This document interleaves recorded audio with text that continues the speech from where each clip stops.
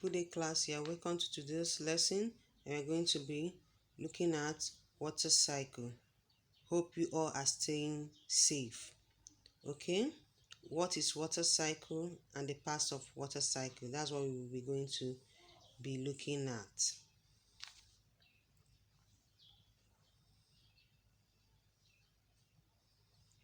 Keywords. 1. Evaporation. What is evaporation? It is the process of turning from liquid into vapor. A live example is a boiling water in a kettle.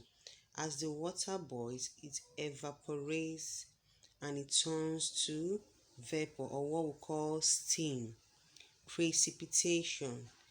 It is a form of water from the atmosphere. It includes rain, snow, frost, and the rest of them.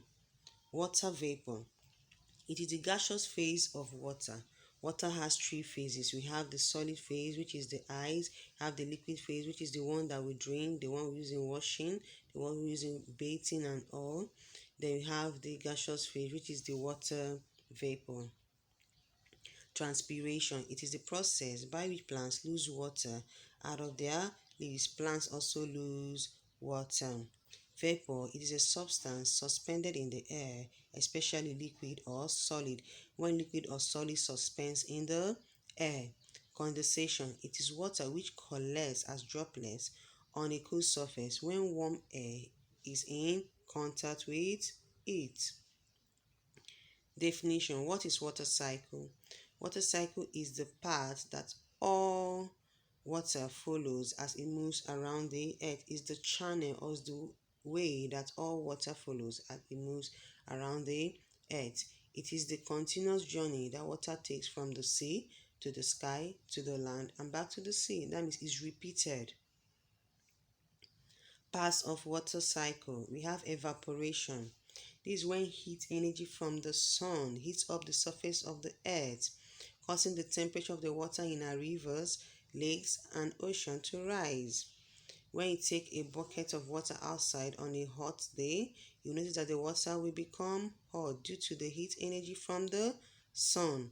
When this happens, some of the water evaporates into the air, turning into vapor. Plants and trees also lose water through transpiration. Note that water gets into the atmosphere through the heat from the sun, causing evaporation, and from plants and trees through transpiration. Condensation.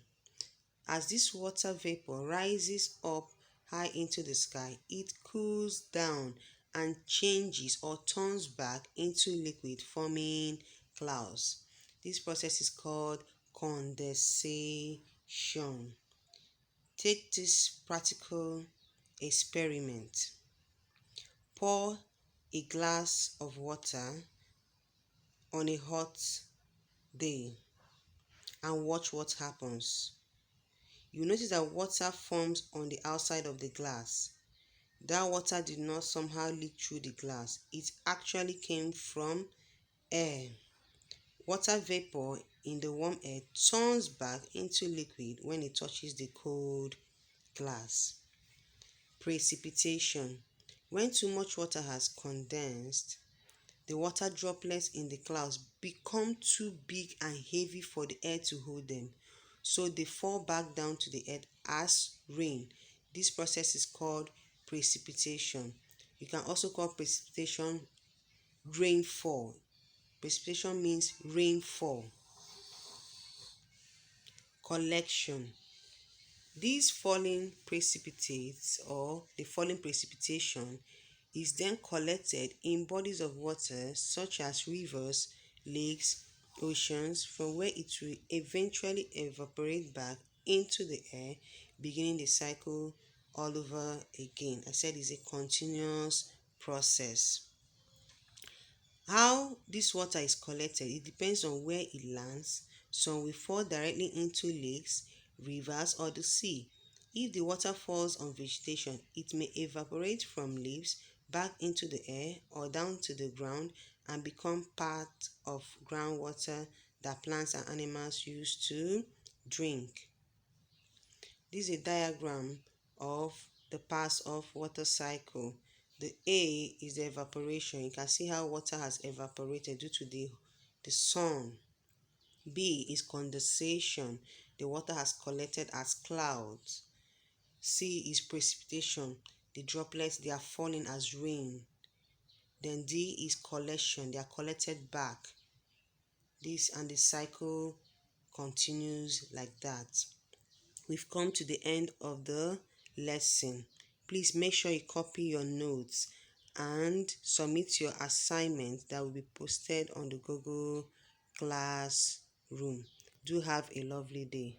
Bye.